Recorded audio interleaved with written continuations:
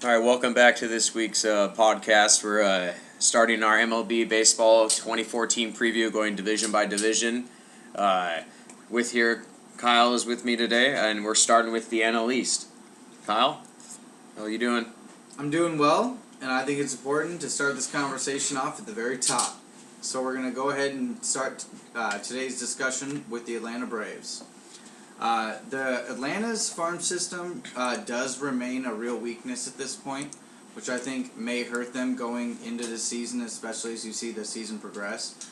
But the fact of their starting lineups, they've still got one of the best defensive players in the entire game, which is Andrelton Simmons.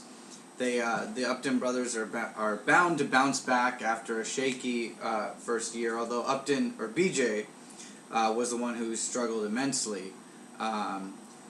Justin actually had quite a nice groove, until the All-Star break. So hopefully he'll look forward to resuming that, and BJ doing the same as far as correcting some of those past failures. Hayward, we expect, without the freak injury of the broken jaw, to be another beast. He's still only 24 years old. And I really like this pitching rotation. I mean, you got Medlin, Teran, who I think is a prime candidate to get moved for David Price. Minor, Beachy, and Alex Wood actually wasn't that bad. And I think if you were to add Price, you'd be definitely solidifying your solid four. And they've shown that as long as you have a top four, that will carry you through the playoffs. So I don't think they'll be too worried about trying to get that fifth starter in there. Josh, what are your thoughts on this lineup? Do you think Ryan Dermott is going to make a difference platooning there with Gaddis? I mean, how do you feel about their catching situation, for instance? Well, first off, I'd like to respond to a few of your points really quick. Andrelton Simmons is without question the best defensive player in baseball. Trout's better. And he's not better than... Yes, he is. That's a very good topic, by the way, of who's better. Mike Trout in center. I assume center field. It's a more important position. That's where you put Trout. Pretty much. Yeah, and Simmons at shortstop. I think that Simmons, there's a bigger gap between Simmons and the second place shortstop as opposed to Mike Trout and the second place center fielder. Would you agree with that? I don't know. Because we're going to get to another player who in center field is really amazing on defense for the New York Mets, and we'll touch on him later. But one thing I'd like to talk about is Ryan Dermott, which you brought up. He's always been a very serviceable catcher. He's 32. He's from Moses Lake, hometown boy representing from the north left. And he's had a very good veteran-laden career. He spent a lot of time in Pittsburgh where he had some few pretty good seasons. In 08, he had a 3.2 WAR, 318, 357, 500 triple slash as the starter for Pittsburgh. Very good season for a catcher. I'll take that any day to my catcher. But as he's aged, he played a lot the last couple of years because he was in Minnesota with Mauer's injuries and backing up Mauer. So you like him in the platoon? Yeah, he's not bad in the platoon. My concern is that his OBP the last 2 years was 320 and 314. And then Evan Gaddis, his OBP last year was 291. So, from those two at catcher, you're getting an OBP average, probably 315 if you're lucky, if Gaddis improves a little bit and more playing time. But at the same time, Evan Gaddis provides a ton of power. In 350 at-bats, he had 21 homers and 65 RBIs. So, Duke can rake and just knock it out of any ballpark. He's 27, so he didn't have that much of a transition to adjust to Major League pitching last year, and that's why his power translated, but his overall hitting skills were low with the 243, 291. So I like what they did in terms of getting a good veteran to back up Gaddis, who started and played a lot of games. I'm just not totally sold on them being very productive out of the gate. Kyle, what do you think in terms of Gaddis with his OBP? How valuable is he even with that monster power? I think that he's going to provide decent offensive numbers, and the real question to me remains, is he really a defensive catcher? Can he actually get guys out enough to make up for the fact that his bat's still going to be pretty inconsistent? If he could rise to a Mike Napoli level, he'd definitely obviously make it worth it. I mean, this is a guy who caught for 2 straight World Series contenders. But the real question with the Braves, to me, is talk to me about this Chris Johnson guy. 358 OBP, 321 batting average. He doesn't do it with power, much like Freddie Freeman. He's 29 years old, yet he's only got 4 years in the major. This is a guy who's proven last year to be consistent, not just in the beginning of the year, but throughout the whole entire year. He did kind of fall back to planet Earth a little bit second half of the season, but this is a guy I think that is a major X factor for the Braves. If this guy continues to hit 320, maybe gets 20 home runs, you're telling me that that's a scary infield. I mean, you've still got Simmons projecting all the way out for the next 4 or 5 years, getting better and better on base percentage and average. And maybe he'll give you a couple bags here and there too. So I like the Braves going forward. We'll talk about their lineup here or pitching depth here in a second, but what do you think about Chris Johnson? I would say that they got him on a kind of almost, as just an afterthought to be a platoon last year, because his splits in 2012, he was 245, 300, 374 against left-handers. But in 2013, obviously his best year versus lefties, in a very small sample size, of course, 383, 413, 526. And right-handers, 299, 339, 433. So obviously there wasn't a split difference, and he could actually became a full-time starter because he could handle the bat versus lefties and righties, and that he really filled in nicely for the legend Chipper Jones retiring. Mm-hmm. And obviously I'm not comparing to Chipper Jones, dude's a Hall of Fame lock. Probably though he'll miss on the first ballot by 1 vote or something, just so, to hold him back from that. But Chipper Jones was amazing, and Chris Johnson had a really good year replacing him, and he's going to go in as the starter, and he deserves it. And he's a very good guy to have hitting 5th or 6th for you, depending where you put him. And with the potential to hit higher. Yeah, like Kyle said, the power's not really there, but when you're on base, it's 360, you're hitting 320, and you're playing okay defense at third, providing solid above replacement level positioning with the 2 WAR last year, you can't really complain. They don't have to pay him yet, and he's not important enough or good enough to pay him, so they can kind of just use him until he gets too expensive in arbitration, either sign him to a team-friendly deal or let him walk. But we just want to touch upon the pitching really quick. And like Kyle said a little bit, I like the top 4, but with the top 4, health is a big concern. Chris Medlin was solid last year. Didn't have the crazy numbers he had at the end of 2012, but definitely showed he could be a 3 or a 2 if he's on his best years for a title-contending team. Julio Teheran really improved last year, and they signed him to a team-friendly deal. Love that move. Mike Minor had a very good year. Brandon Beachy came back from injury and showed some of the flashes of dominance he had in 2012. And Alex Wood's a decent little 5-starter. And relievers, obviously, Craig Kimbrell, best closer in the game right now. Just got an extension for 4 and 42, Kyle, I believe. Mm-hmm. Yep. And they kind of lost the Eric O'Flaherty, Johnny Venters dominance last year when they had a lot of injuries, but Jordan Walden came in and was a little bit better. They got Scott Downs. Venters is still there. David Carpenter. Their bullpen's very good. Kyle, thoughts on the bullpen and additional thoughts on the starting pitchers? I think the bullpen is nice. It's really solid. I mean, you have the best closer in the game. And, I think that's actually debatable. In my opinion, Kenley Jansen's the best closer in the game. And that's just my opinion. You're on my Kenley Jansen train, finally? Oh, I've been on his train. Trust me. I'm the conductor on that. Yeah. I love that guy. I mean, he's got the same exact setup as Mo. And he's that good. I'm not comparing him to him, but either way. Alex Wood. I maybe mentioned him as much of an afterthought or a little bit earlier, but this is a guy who's 23 years old, struck out 77 guys last year in 77 innings pitched with only 30 walks. 27, actually. He had a 3.13 ERA, and I don't know. That's actually pretty decent. I'm looking at this and maybe hoping that they can expect maybe 3 or 4 production out of him, and that's a scary lineup with the amount of power that Atlanta does have in their lineup. I mean, between the Upton brothers. So, they're going to be a tough team to beat. We'll talk about the Washington Nationals here in just a minute. Well, let's just wrap this up really quick. How did the Braves, during the season, improve to solidify their spot as a title contender with all the moves and youth they have? Is there any prospects on the way? Are they going to make a David Price move, which I think they should have made in the offseason? Kyle, what do you think they can do during the season to improve, internally and externally? Well, I think the most important thing is going to be adding confidence to the overall organization. And I think the only way you do that is by trying to rake yourself a big fish.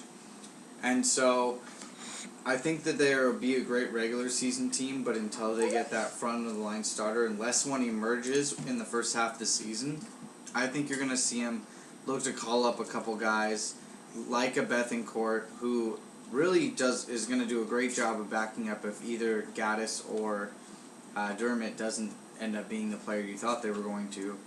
And then now you've got this guy, Lucas Sims, who's ranked 40th in Keith Law's overall top 100 prospects, who you can use as trade bait with an Alex Wood to try and get yourself David Price, for maybe you don't have to get rid of a Julio Teheran, who you have in a very team-friendly deal.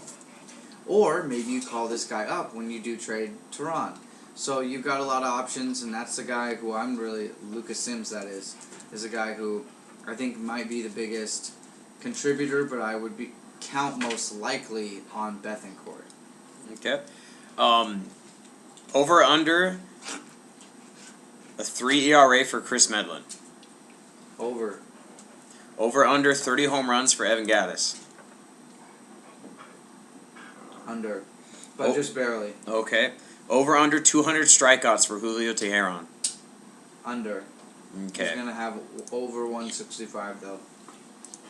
Over under a top 5 MVP finish for any starting Atlanta Brave in the lineup. Over. Okay. I think it will be Jason Hayward.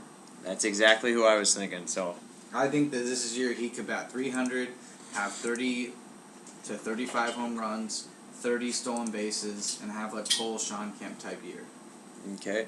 Over under a 300 on base for BJ Upton. People might think that's crazy, but he was 268 last year, and his career is 329. I think he'll be over. Okay. I think it. So you think a bounce back year for BJ? BJ? Well, yeah. I think his OBP will be over 310. And I agree with you. And last one. Over under 100 games started for Dan Uggla. You're making me laugh. Honestly, It's easy I'm for. gonna have to go over, and I hope that it's a situation that gets fixed.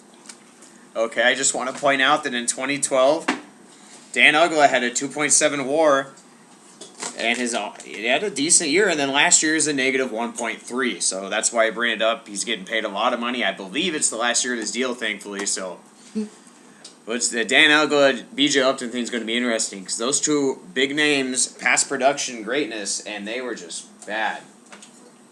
So, let's move on to the other team that made a big run in the second half last year after a lot of injuries and bad things that happened to them, the Washington Nationals. Kyle, you want to start us off talking about Washington? Well, everybody knows about Bryce Harper, so I won't spend too much time on that. Really like the addition of McLeod. I think Denard Span in center, being more comfortable in the organization, should have an even better year than he did last year. He's a very solid, average, get-on-base type center fielder with very average defense, but he can surprise you. And Worth had a really big bounce-back year, proving that, he is worth the money, even if, when you consider the fact that they were a rebuilding franchise at the time, he was worth every penny they paid him because he's helped change the attitude, the culture. He's been a good leader for Harper. That's necessary, and he was a bounce-back player. Really loved seeing Jason Worth be healthy last year. Everybody knows about that rotation, so we'll get into that in just a minute. But I wanna question two different salaries on this team, and you got LaRoche at $10 million, and you've got Zimmerman at about $14 million. And these are two guys that you really need to produce for you because you can have the best outfield in the NL, and it's not going to make a difference if your infield can't provide you on base and home runs. And that's something that Zimmerman and LaRoche are going to have to work on. Zimmerman, shown throughout his career, he's got good power, so hopefully he continues that. But hopefully Rendon does a good job and Espinoza does his job, replacing him when necessary. So What do you think about that? At least that batting lineup going forward into next year. One thing I'd like to point out is, as you said, Espinoza. It's very good to have someone who started that many games and had past very good seasons as a backup. Obviously, if you look at the numbers, he was horrible in 2013, and it's very easy to see why. Only 44 games played. His average was 158, and his on base was sub 200. So he did not have a good year. But in 2012, he was above replacement level with pretty solid defense. So as a 26-year-old, being a utility player now, hopefully he can rebound and be a lot more successful. I'd like to say that I think Wilson Ramos at catcher is going to be a all-star this year. He's going to surprise a lot of people. Last year, in his first time, 76 games played, he had 16 home runs, a 270, 300, 470 triple slash at catcher. He's only 26, and he's a young guy. He's going to get the job. He's going to keep the job, stay healthy, and I think he's going to be an all-star this year for the National League of Catcher. If you look at the catchers in the National League, I mean, Buster Posey's there, obviously, but he's playing a lot of first base. I think Ramos is going to surprise a lot of people this year. I don't even think he's the best catcher in his own division. Oh, boy. That's ridiculous. You going to take Gaddis? No. Salty? No. Dinard? Yeah. That dude has never been The healthy. infirmary has officially closed. Oh, boy. We'll talk about him, and I do like him, but until he can play 50 games in a row, I'm not going to be sold. Adam LaRoche is 34, and I think he's done. I'm just going to say that right now. Obviously, he's shown in the past that he can be really good. 2012 was his career year. You look at 2011, he missed a lot of time, obviously, only 43 games played, but his triple slash was 172, 288, 258 slugging. And then 2012, monster year, 33 home runs, 4 WAR, and then last year, he went back to 0.9. Adam LaRoche is a guy that has not been a full-time starter for every season in his career, and when he does start, he only has 2 seasons above 2 WAR. So I just think he just got a lot of money after his career year. Yeah. Yeah, and then Ryan Zimmerman, I'm more interested to see with his shoulder issues and arm issues, the defense at third. That was a big issue last year, and I think that after LaRoche's contract is up, Zimmer's a guaranteed lock to go to first base. Yeah. So, Which is okay, because they can move Espinoza over if they need to, or... Yeah. Or Anthony Rendon, who was drafted as a third baseman and was great in college, but injuries have kind of pushed him over. Yeah. Yep. They don't really have any infield prospects, so... Yeah, so, obviously, like you said, really happy Jason Worth stayed healthy. That dude was a monster last year. He was really good. Yep. He really led their team in that second half. He was, if you played a few more games and watched those better, you could have been an MVP candidate. That's how good he was last year. And it's really easy to forget that. So, that's my thoughts on the lineup. And Kyle, you want to touch on the really good rotation where they made that incredible move to get Doug Fister? Yeah, we talked about this earlier, and we talked about the ridiculous trade, Doug Fister for Robbie Ray, essentially. And, I'll give it to the Tigers. They're usually pretty good when they make a trade, so I'm not going to doubt them too wholeheartedly. But the fact of the matter is, I do definitely have a lot of faith in Doug Fister. And the fact that he's slotting in as their 4th best pitcher right now, well, I actually expect him to be the 3rd best pitcher. I thought Zimmerman was a great... Jordan, that is, for all of you listening. I don't want to get you confused. He was really lights out until the All-Star break, and then teams really started figuring him out because he doesn't really have overpowering stuff. He's just got good location. But a pitcher like that will go through times like that, and I think he's just going to become more and more savvy as the years progress, so I don't really expect too much of a drop-off. At least within the next 2 or 3 years, I feel like Jordan Zimmerman is a worse, newer version of Tom Glavine. They're pretty good solid control, pretty good movement, very consistent, but they don't have overpowering stuff. They don't have that 95, 96 mile an hour fastball. They don't have that 87 mile an hour slider that just has tons of hook and bite on it. So I kind of agree that Zimmerman at his peak's a 3 that slots up in the NL. Yeah, no, I agree. And, obviously I think Fister's going to pitch well. We'll see how he adjusts to being in D.C. in that ballpark. That's always an interesting thing to see with pitchers. A lot of times it isn't very drastic, but it's something to keep an eye on. And Gio Gonzalez, I wouldn't even be surprised by the end of the year to see him be the fourth best pitcher on this staff. That's how good this staff is. Like right now, Yeah. just looking at it on paper, there's a lot of, and they could. There's Gonzalez and Zimmerman could easily have bad seasons. I mean, I wouldn't say easily. I would say it's possible.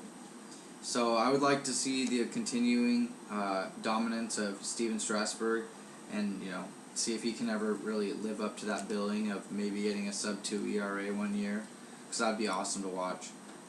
What do you feel? How do you feel about these guys going forward? I mean, do you think Gio's a definite number 2, or do you think there's a chance that he falls back in this rotation by the end of the year?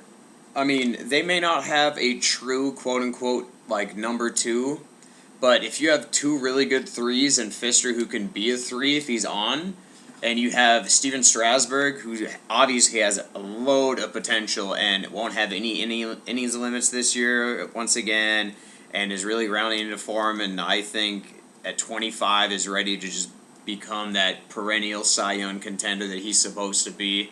It doesn't matter if you don't have a true number 2 like a Zach Greinke to a Kershaw, for instance, And their bullpen is very good as well. Let's move on to that because I think we could talk that rotation to death because it's really good. But Soriano at the back end, obviously he has quote-unquote experience for however much you want to take into that. You're going to get from Soriano. You get between a 2.5 and a 3.25 ERA. You're going to get a decent amount of strikeouts, but not as many as you think anymore. And he's just going to go in there and get the job done, and you're going to want him in fantasy because he gets those saves, but he's not going to be super over-dominant and overpowering anymore. I mean, if you go back and look at 2000... He's savvy. Yeah, he's been in the league 11 years. He's 34 now. I mean, it's not 09 in Atlanta where he had 102 strikeouts and 75 innings. I didn't even know he did that. That's a crazy year. Yeah, So, I mean, I like some of their pieces in the bullpen getting to him. I've always liked Tyler Clippard, Drew Storen, solid, and they also in the offseason signed Jerry Blevins, who had a pretty good year last year. I mean, with bullpen guys, it fluctuates so much. I mean, you could have a Fernando Rodney year in 2012 where he's at 0.69, and then last year he was way worse, but he still had tons of saves. Mm-hmm. So, Kyle, you want to talk about the bullpen really quick? Well, Storen's a guy who's always been there. This is a guy who was your closer 2 years ago, and that guy is now just a regular reliever for you. I'd say it's pretty coach. Clippard, I'm not really a fan of this guy. I think he's more attitude than he is stuff. But that being said, I'm okay with that. I think he can get guys out, and I don't think that's going to change because I've never really been impressed with his stuff as it is. So if his stuff's not quite the same, it's not really going to affect his game much. He's more of an attitude and finesse pitcher, I guess you'd call it. One of the things I would like to bring up is that they do have a couple right-handed pitchers right at the top of their prospect list, A.J. Cole, Lucas Giolito. And if they're able to get those guys working into this rotation possibly, and if those guys pitch well in their respective leagues, I would say these are guys that can help you out in the pen if either of those guys in Storen or Clippard start to struggle. Yeah, I'd like to mention that Giolito is a really good prospect, but he's also coming off Tommy John surgery, so I don't think there's any chance he's in the majors this season. But Cole could see, some September time. And I just want to say, you may not like Clippard, but he's their best reliever. 0.86 whip, 2.41 ERA. I mean, do you take Soriano over Clippard? Do you take Storen over Clippard when Drew Storen last year? Soriano. You take Soriano over Clippard? The experience. We need to make some sort of bet on this. Like, do you want to bet who has more strikeouts and a better whip? No, because Clippard's going to be called in to face certain batters, and that's it. Whereas Soriano has to line up in the ninth no matter who's coming up. Well, I mean, the eighth inning could have harder batters to face than the ninth inning. Could. Exactly. But you could also call him in to fight. He's right-handed, right?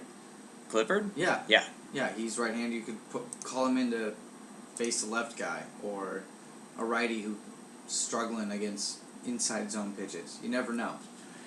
Like, a reliever is so much more circumstantial than a guy who's like, hey, the ninth's yours, go get it. Okay. So I'm just I don't saying, know. Clippard will have a better season than Soriano outside of the fantasy importance of saves. All right, you said it. I just you heard it did. here, folks. Yeah, it's a fact. It's going to happen. So I think that Washington, they're kind of, in my opinion, a little bit of capped out in terms of what they can do externally to improve their team, and most of their prospects are a year and a half or 2 years away. So I feel like they just need to stay healthy, and getting McLeod, you said, is really good. They can, spell Worth and things like that. I think the key to having this team beat Atlanta and win this division is going to be production from LaRoche and staying healthy. Because if LaRoche can be really good, they don't have to worry about having a first baseman. They can keep Zimmerman a third as long as they can, and that's kind of what they really need to hope for. Even if LaRoche falls off and Ramos and Rendon, actually flourish, then even then you're okay. But either way, you need to see either LaRoche have a bounce back season or see these young guys progress. And if they you hit on all three, then yeah, you definitely have something going forward because, yeah, that's a team doing damage. Okay. Kyle, let's do some quick over-unders. Steven Strasburg, top 3 NL Cy Young, over-under. Over. I say over as well. I feel like he could win it. I don't want to break out all my K9's predictions yet. so good every year. It's just like, dude, it's got to be there. Yep, I don't want to break out predictions. We'll have a whole podcast for just predictions, fantasy, and regular season. So we both say over on that one. Gio Gonzalez, over under 200 strikeouts. Under. I say over. Okay. I think he's going to be right around 178. 2012, he was 207. 2013, 192. So it's, he's right in there. Bryce Harper, over under 35 home runs. Over. I say under. I say he has 37. Okay, I'll say like 31. He's going to bat 345. What? Are you kidding me? Yeah, dude. 345? Yeah. Okay, what do you think he batted last year? 290. 274. So you think he's going to jump 65 points in batting average? No. He's 21. No, that's fine. He could easily do it. Yeah. So you took the over on that one. Kyle Smith. All right, 2 more. Jason Worth. Over under 140 games played. How many? 130? Yeah, I said 140. We'll even drop it down to 130. All right. Over. Over. So he's going to have. He's going to be healthy. 2012, 81 he's games. Learned how to hone in. 2013, 129. So, all right, and then the last over under, Ian Desmond, the great shortstop, which I don't even think we mentioned for this. No. I mean, either way, he's great. Ian Desmond, over under 22 home runs. I'm kind of going and hedging in between his last 2 seasons. I'm going to say over. He's going to see the 340 batting average of Bryce Harper, the 37 home runs, and he's going to want to match that. Okay. Bonus question. Will Ian Desmond be the second best batter on the Nationals this season? No. Jason Worth. Okay. No. But Ian Desmond will be really close. Okay. And Rendon will be 4th. I love Rendon. I just want to get that on record. I kind of think we should have taken Rendon over Dustin Ackley, but I don't want to get all mad about the horrible Mariner draft pick. So, moving on. Philadelphia Phillies. Ruben Amaro is the GM. Not a fan of his. The Phillies, they're still trying to hold on to the old glory. They're an older team, especially on the diamond. Kyle, Phillies, where do you want to start with? That lineup is really interesting. A lot of age there. Well, I just got 3 words for you. John Mayberry Jr. I mean, this is a guy who had 11 home runs last year. Why would Amaro want to go out and get a center fielder or outfield depth when he's got this guy? Can I tell you why? Oh, please. I would love it if you would. John Mayberry Jr. played 134 games, had 350 at-bats. Decent sample size. His triple slash, 227, 286, 391. His wins above replacement, negative 1.1. Yep. That's why you get some outfielders. Right. But, of course, we all love our friend Ruben Amaro. So, We asked Ruben Amaro the other day, hypothetically speaking, in an alternate universe that's not this one, why didn't you go after some outfield depth? And he replied, John Mayberry Jr. So I just wanted to leave you with that, folks.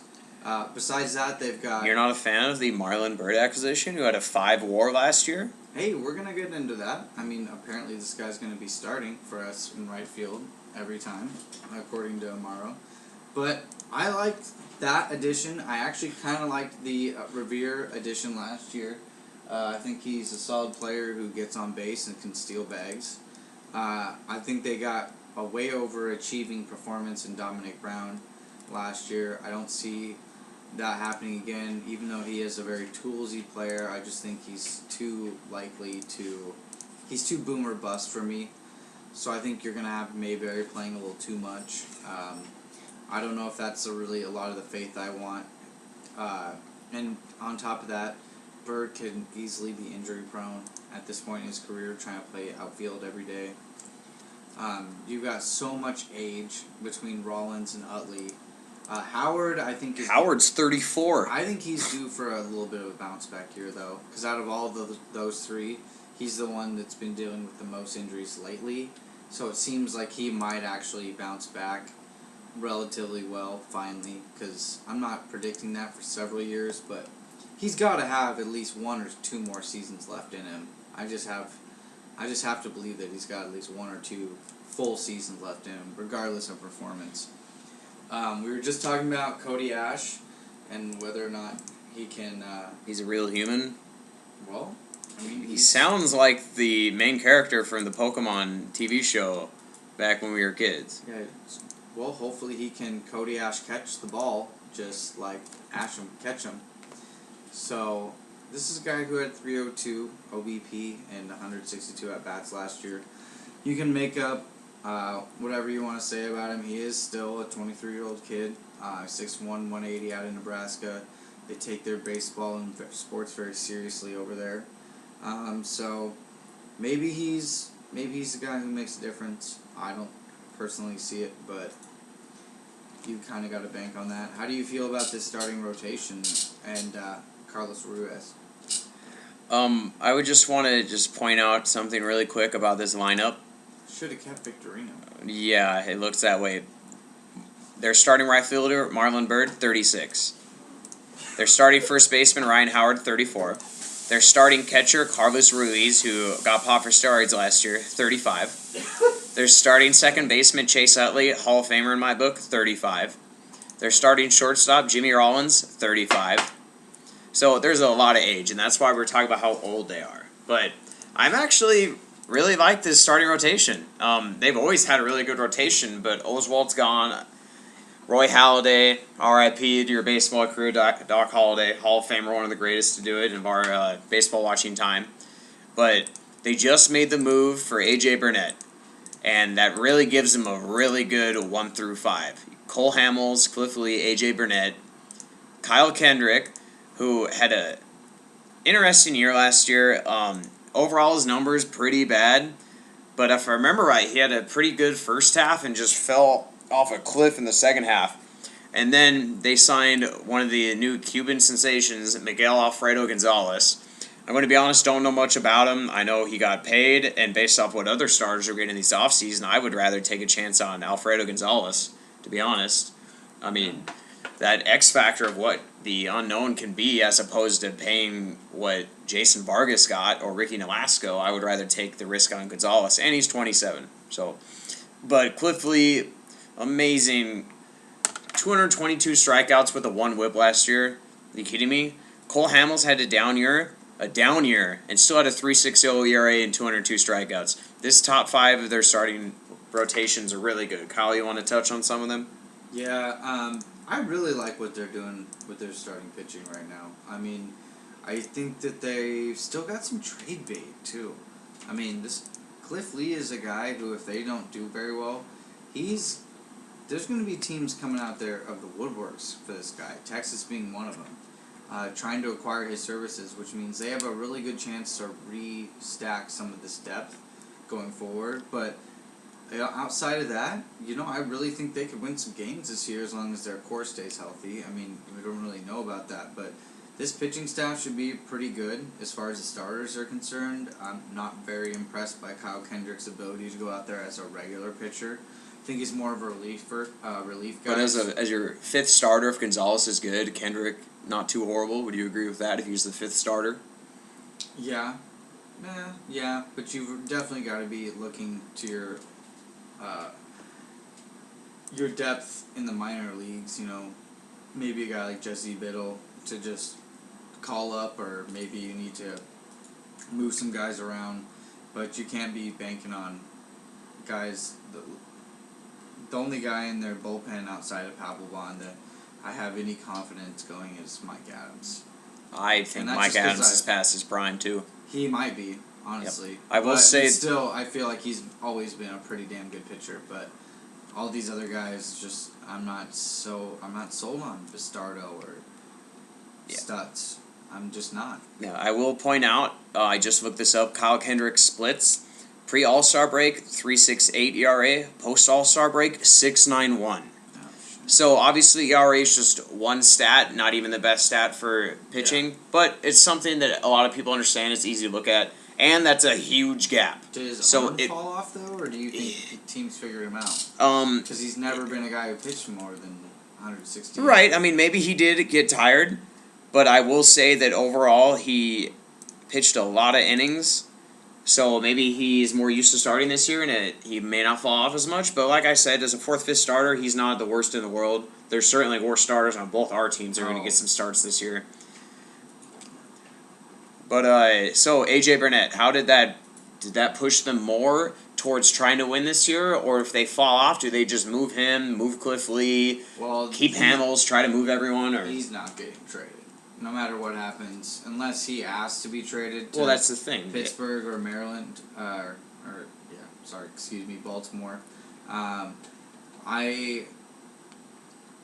don't see Burnett moving. I just read a pretty insane article about the connection between the assistant manager for the Phillies, Amaro, and how they go to the same school and they teach on the same team, and like he wasn't even trying to bug Burnett about it, and it just doesn't sound like the situation. But yeah, I could definitely see a guy like Lee getting moved. I could see Kendrick being moved.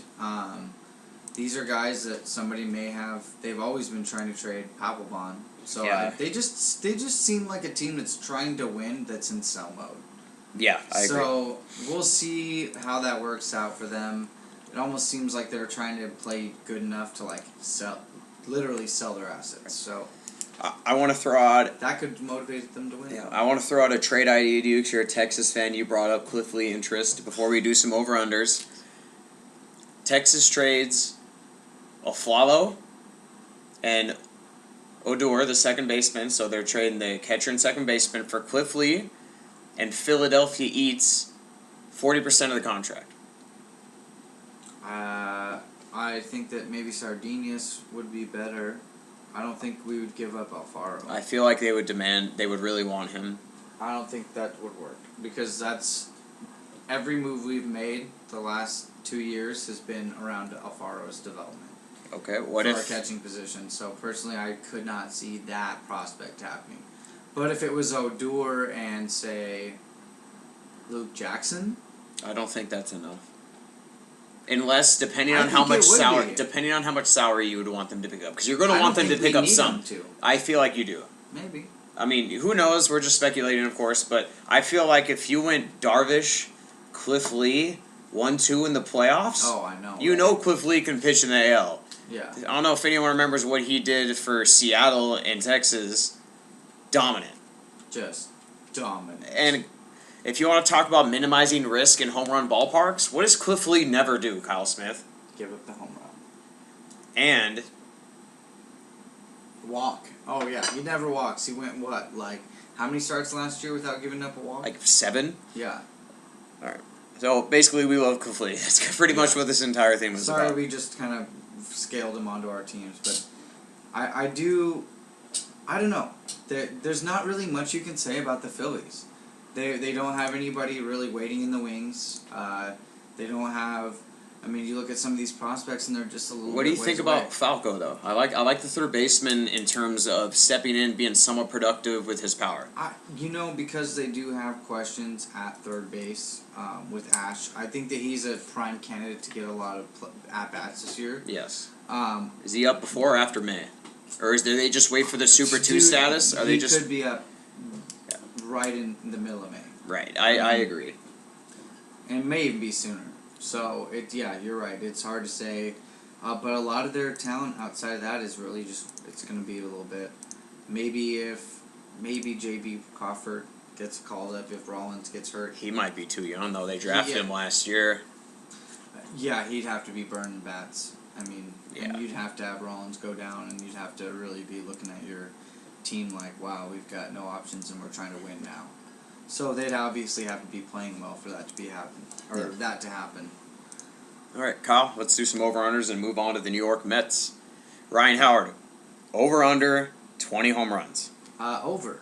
I think he'll hit 30, and that's it. I would probably go with a push on that, assuming he plays more than 80 games. Yeah, that's definitely part of the deal. Over/under 3 starting pitchers with 200 strikeouts for the season. Ooh. I will say that last year Hamels 202, Cliff Lee 222, and AJ Burnett 209. I'm gonna say under. Okay, I'm going to say we'll push at 3, I guess. Kind of a bad over/under, but one of the 3 will not be AJ, Cliff, or Cole, and Alfredo Gonzalez is going to have 200 Ks this year. All right. He's going to have a 4-something ERA, but he's going to strike out a lot of batters. All right. So, Chase Utley, over/under 20 home runs. I'm gonna say over. I will agree with that. Jimmy Rollins. He might even have 20 stolen bases. No, I don't know about that. I don't know. I'm just saying. Jimmy Rollins, over/under 315 on base percentage. Over. He had 318 last year, 316 2012. He's 35 now. I feel like he might get it, but that's because he's going to miss a lot of games. I feel like he's going to get hurt this year. I really do. And then you brought up the Dominic Brown hate, and I still think he's a potential trade candidate for the Seattle Mariners if they want to go for it. Dominic Brown, over/under 30 home runs. Under. Okay. I will agree, but I think he'll be around the 27 he had last year. Mm-hmm. I'm not going to hate on him as much as you do, but I feel like if he can improve his walk rate and get that OBP up to like 345, he could be a very valuable player because he's very toolsy, very athletic. So he has a really good arm in the outfield too. Yeah. So, all right, moving on to the New York Mets. Very interesting team. Spent some money this offseason. Bartolo Colon, Curtis Granderson, Kyle's least favorite player in baseball, Chris Young. They have a lot of question marks. Obviously, let's just get this out of the way right now. I think both of us can agree we really wish Matt Harvey was leading this rotation this year. That guy was incredible to watch last year. So good. Really good for the Mets to have a pitcher that good, homegrown. Their first pitcher in forever that was homegrown, that good, since probably Dwight Gooden. Yeah. I mean, I'm not a Mets expert, but Yeah. he's dominant. So, Kyle, do you want to start talking about the lineup so we don't cry over Matt Harvey? Well, I think the two main questions I see right away when I look at the roster are going to be center field, with Longaris out there, and Chris Young, who I hate, who plays good defense, but still. He's a platoon candidate at best. We'll see what happens. You've got a decent infield with as far as defense is concerned between Tejada, Murphy, and Wright. Tejada's not an incredible player there, but Murphy and D. Wright are pretty solid. So Ike Davis is gonna hopefully rock back from an embarrassing year, but if this team does anything this year, it's gonna be based completely off their pitching. Travis d'Arnaud, he's been injury prone this whole year. Even if he has a good year, I just don't see there being enough talent around him to really do anything. Him and Wright can't carry this team unless all these guys have sub-3 ERAs or something. Yeah. Which is, I'm not even predicting that. I just really like their pitching staff. I think Noah Syndergaard moving on to starting pitching is going to be a great addition to the team. So he's the prospect you would say for the Mets most likely to make a very good impact. Is Yeah, Syndergaard. everyone's saying Zach You're a big Wheeler. Syndergaard guy. Yeah. Wheeler's already got more time than Yeah, Syndergaard though. but yeah, I was going to say Syndergaard to me it seems like the better prospect. You know, he really developed that curve last year, and he's got 2+ pitches from before that he had already developed. I think he doesn't have to rely on power to be good. I think he's got good location, elite location, and I think as long as he can outsmart pitchers at the plate with that curve, he's going to be an incredible pitcher. So, your thoughts on this starting rotation, Josh? I would just like to mention a few things about the lineup. I mentioned earlier that there's a center fielder defensively who is absolutely incredible that's near Trout's level. And I think that man, and you can look this up with the ultimate zone rating and his metrics, is Juan Lagares. He's incredible. Look up some of his YouTube highlights. That guy covers an insane amount of ground out there. He's really good. If he could bat anything useful, he would be a fringe all-star. Mm-hmm. He's pretty much Franklin Gutierrez, but doesn't have the pop. I mean, they're both not really good hitters, but Gutierrez has a lot of really good pop in that bat. Mm-hmm. And Lagares, when he's fully developed, I feel like if he hits his peak, he'll be close to Franklin Gutierrez, because Gutierrez was incredible defensively in center before all these injuries. And Lagares is that good, and that's why I think that he's closer to Trout than the next shortstop is to Simmons. Yeah. And I just want to make sure I give Lagares some love, because that guy's incredible, and he's potential Web Jam of the Year candidate. Yeah. So he's that good. I'm a big Daniel Murphy guy. I'm not trying to claim that he's, an MVP candidate or anything, but I think he's a very serviceable second baseman.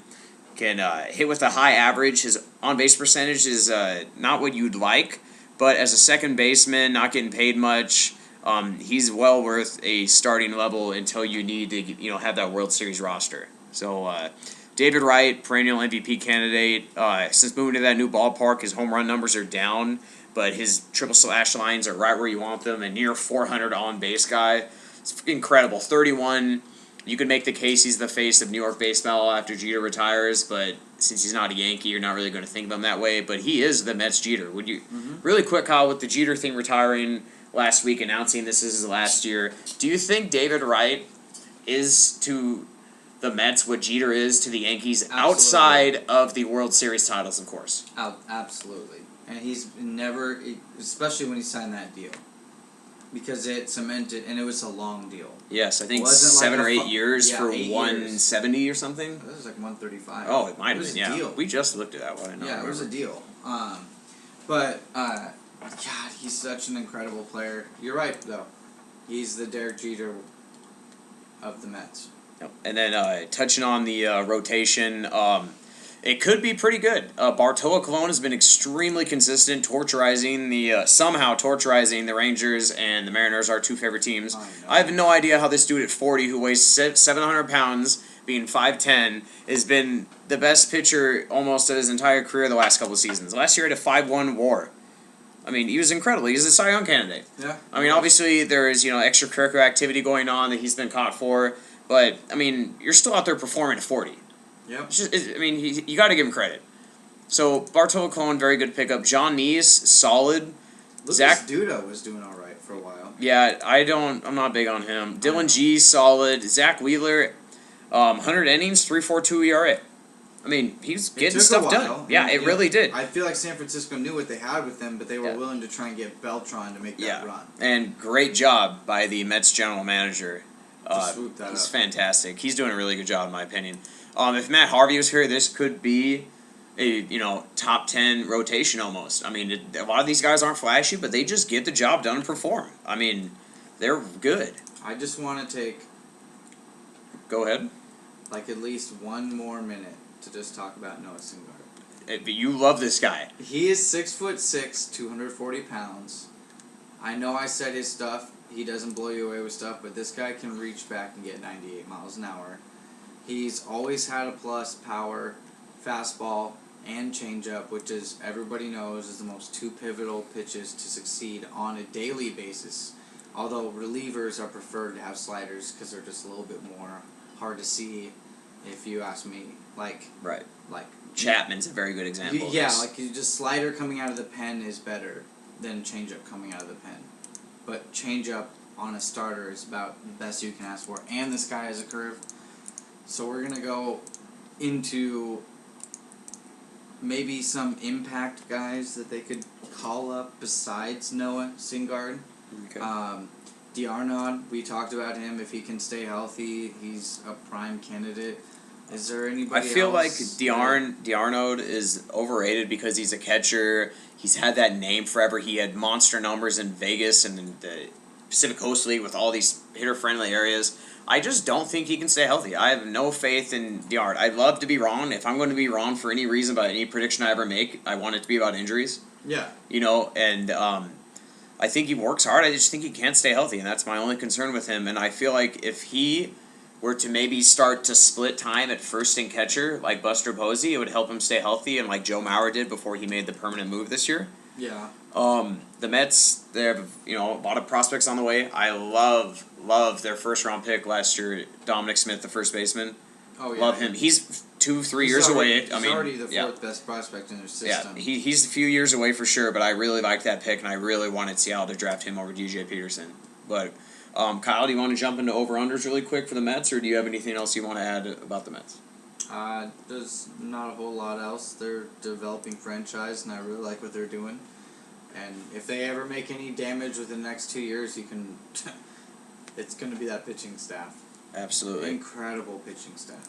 All right, so let's jump into a few over-unders before we talk about the lowly, horrible Miami Marlins. Bartolo Colon, ERA, over-under 3. Over, but not by much. They have a space-eating ballpark, but still, I feel like switching. He had a 2.65 in the AL last year. Yeah, that's a good point. I still think it's going to be over 3. I think it's going to be like 305. I think it's going to be under, and I think that's because he's only going to have about 100 innings because of injuries, but it will be under in my opinion. So, Curtis Granderson, we didn't really mention him because we're both not too big of fans of him. A big signing, as we talked about in the offseason podcast, 4-60. Kyle Smith, I'm going to give you a few over-unders for Curtis Granderson just so he gets a little bit of airtime. Over-under 30 home runs for Curtis Granderson. Under. He's Okay. using the ballpark friendly advantage, and he's not even going to bat over 250. So. Okay, that answers the next one. I'll say over on 30 home runs, under on average, which I was going to set at 240. Okay. So I say under on average, and he's not really running as much anymore, but I want to bring it up. Over under 15 steals. Over.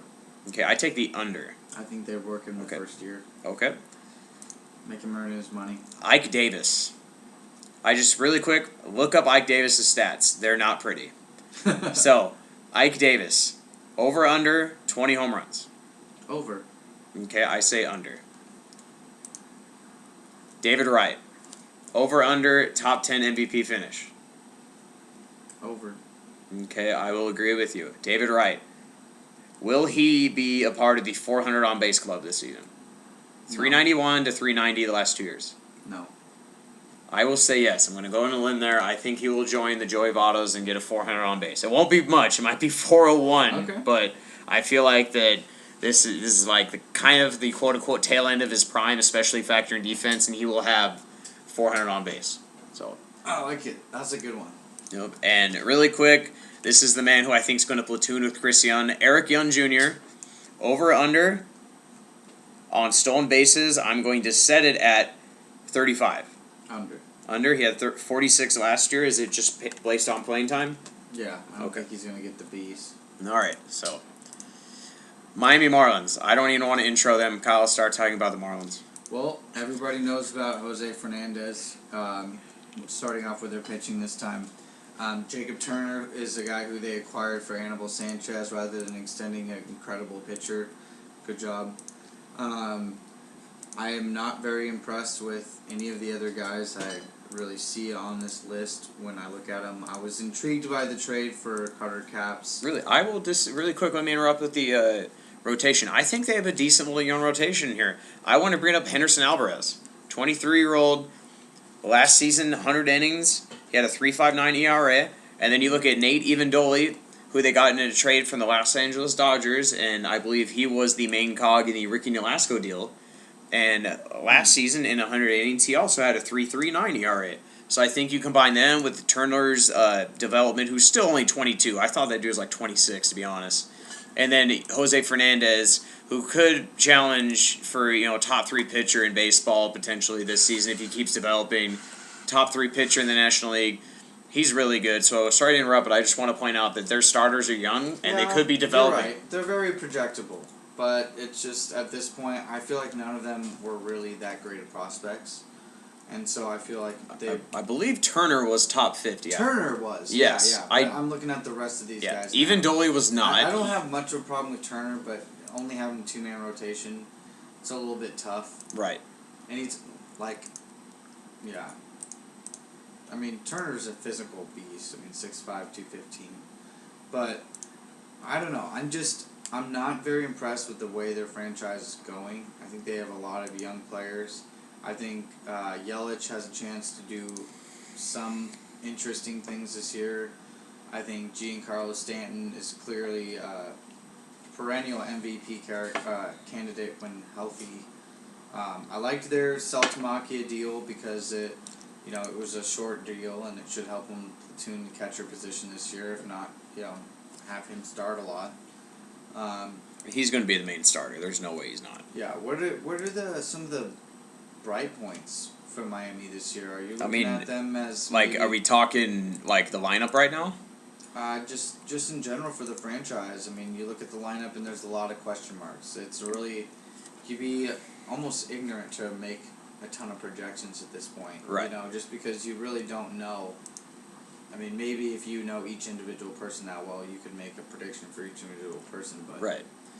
Really quick, since there's not much to talk about before I get into the lineup, I just want to have a little discussion really quick about how close is this starting rotation if they continue the development to how highly you rank the Mets when they have Matt Harvey. Because you can go Harvey Fernandez, Turner, G, even Dolly, things like that. Like, could they be in the next Mets in terms of a very good young rotation that's consistent coming up?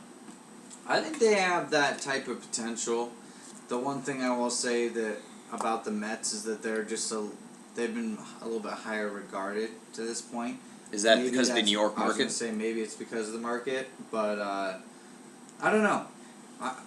If you were to ask me this question halfway through the season or after this season, it'd be a lot clearer of a picture. Just because of the youth. But because a lot of times guys get called up, and as long as they can throw hard enough or they can throw, guys just don't know what they're going to do. So they could have decent seasons, and especially when you're only pitching 100 innings. So We'll see. I wouldn't take it that far yet, though. Right. But it's possible. All right, I'm going to take over the podcast for a second, Kyle, and to preface an intro to me, I want to ask you a question before I go on a rant. All right. How much do I love Giancarlo Stanton? You love Giancarlo Stanton more than the average person times infinity. So what that means is I'm a big fan. Let's just throw it out there. I believe this will be the 3rd year in a row that I'm going to predict Giancarlo Stanton for 50-plus homers. He's extremely good. I just want to point out that he has to stay healthy. That is without question, like any player, obviously. But he has shown that he has a little bit injury prone. But he's 6'6", 240. Well built, looks like a linebacker. He's 24 years old. In 2012, he slugged .608. I mean, he's just a savage. Like, there's a reason if you follow baseball and you talk about who's going to get traded, when they talk about Stan, there's only like 5 to 10 prospects that can even begin to headline a deal for him. Like, my favorite team, Seattle. If we wanted to trade for Giancarlo Stanton, we would have to offer Twan Walker, James Paxton, DJ Peterson, Tyler Pike, and probably more. Like, Kyle's team, if they wanted Stanton, they would probably have to offer Odor, Aflalo, Chichi Gonzalez, Luke Jackson, assuming they wouldn't want Profar, which they probably obviously would.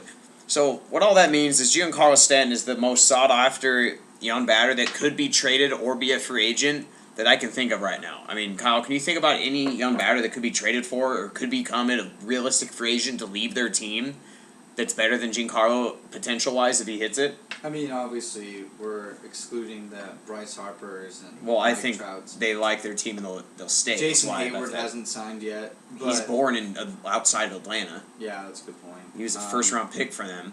Yeah, and he's pretty much a lock to Yeah. stay, especially because of the way they're locking up their franchise. Yeah. But if I had to guess, those would be the guys off the. Right. You know, I'd say maybe Hayward, but no, there really isn't. I mean, this guy is one of the only guys in the entire league that could hit 50 home runs. Yeah, and he's 24. How many guys in the league could hit 50 home runs? Well, since the Marlins suck, let's go through the list really quick. Realistically, these are not I just think like. Trout could hit 20 or 50 home runs. I disagree. In like 4 or 5 years. I mean, if he keeps bulking up, maybe, but I'm going to say he can't even be on the list yet. Yeah. I would Okay, say so Harper has to be on the Giancarlo list. Stanton, Bryce Harper, I'll agree with. Do you still think Batista can do it? For the Toronto Blue Jays, if you don't know, Jose Yeah. Batista did it back-to-back years. 4 years ago, started it. Yeah, I would say he's still got to be on that list. Okay. Obviously Chris Davis is on that list. Chris Davis. I don't think Cabrera could hit 50 I don't home either, runs anymore. especially with the age and the injuries piling up, and he's never done it before, and now he just every year he gets older. Not to say he's going to fall off. He could easily win the MVP again. I don't think he will, but I think that you could possibly put Josh Hamilton on that list. he gets hurt so much, though. I don't know, even but think he he should is be on the that much list. Stronger though. I mean, if anyone it came out today that Josh Hamilton added about 24 pounds of pure muscle this offseason. So that's something to consider. There are a lot of guys that are strong enough to do it, but they just don't make enough contact. Yeah. Mark Trumbo is strong enough to hit 50 home runs, has horrible contact rates. Yeah, he'll never. Never have the. Pedro Alvarez has the power to do it, horrible contact rates. Adam Dunn has the power to do it. Now with his age, it's even worse, but he has horrible contact rates. So, I mean, what all that means is there's only about 6, 7 guys that really could hit 50 home runs in a season. And that's not even that could. That's like it. That- Loosely. Yeah. Stanton is literally the only one who could be Yeah. like, yes, he could hit 50 home I mean, runs. Maybe Stanton Bautista. and Chris Davis, but I And mean, Bautista. Batista's getting older, though, so I don't even think he could. Harper has never hit over 30 yet. Obviously, he's Yeah. 21, has tons of athletic potential and gifts. But I mean, just a lot of prospects get hyped in terms of power. And one of my favorite examples of this is Jay Bruce. That dude is supposed to be a 5-tool guy, MVP candidate with 40, 45 home run power, especially in that ballpark. And if you look at Jay Bruce's stats, he has never come close to that. He's been good, though. I mean, he's a very solid player, and I really like him. Just in terms of an MVP candidate with all 5 tools, that term, 5 tools, especially gets overrated so much because you see a toolsy athletic outfielder, you just assume he's got 5 tools and he can do everything. Exactly. I mean, Jay Bruce is very good, but his best power season in Cincinnati, a home run haven, is 34. So who knows if he can even hit 40? He's already 26. How much more better is he going to get off of his last 6 seasons? Years there, though. I mean, we don't want to get too much. That's called podcast away for the NL Central. But Kyle, do you want to just jump into over-unders for the horrible Miami Marlins? Yeah. Okay. Player we didn't mention who I really like, Steve Chizik, the closer, 27 years old. Yep. Over-under. Don't have a lot of opportunities. Exactly, but he had a 2.33 ERA last year and a 1.08 WHIP. So over/under 2.50 ERA.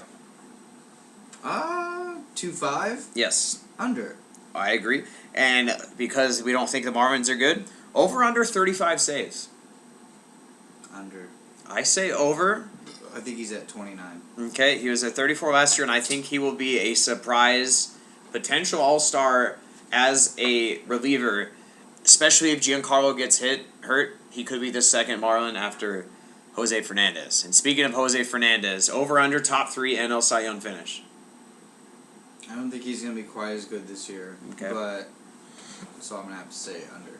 I will say under, and I think he will be as good as he was last year, but the wins won't be there, and the Cy Young voters love to value the wins, so I think that he won't be top 3, but he could be just as good, and he won't have innings limits, so he could easily be in the 215 innings range. But that dude is incredible last year. Just look up his stats. I don't want to talk about him anymore because we've wasted. I wouldn't say we wasted. We've talked about him too much. So Christian Yelich, who Kyle likes and I really like. Yeah. Very small sample size last year, but 280, 370, 396 slugging. So looking at the slugging, over under 20 home runs for Yelich. Over, but barely. Okay. I would say Very under. close. I would say under. But I really like Yelich a lot. Yeah. So, Jared Salavamakia. Over under 15 home runs. Full time, I'm gonna say he gets over. Okay, I'm going to say under. I'm seeing right around 18 to 20 this year.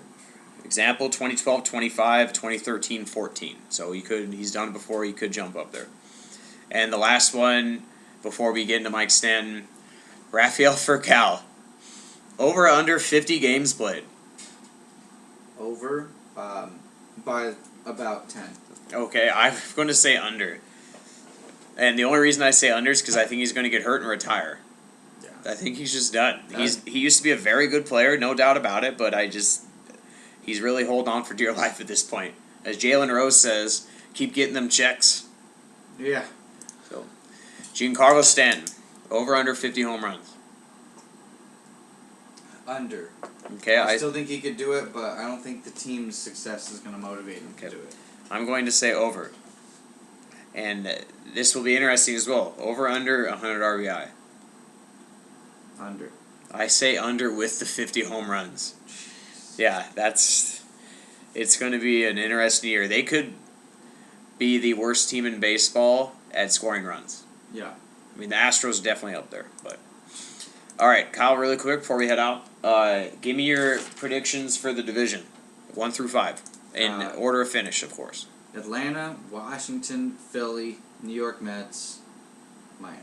All right, we're very similar, but I'm going Washington, Atlanta, Philly, Mets, Marlins, and I think that Washington and Atlanta both make the playoffs. Do you see as Washington as your second in the division being a wild card? Yeah. Okay. I definitely see them as a wild card. All right, well, that about wraps it up this week. Next week, we're going to do the AL East, talk about the Yankees, Boston defending their title. Kyle, anything you want to add? Just can't wait to see you guys next time. Keep the Twitter questions coming. Deuces.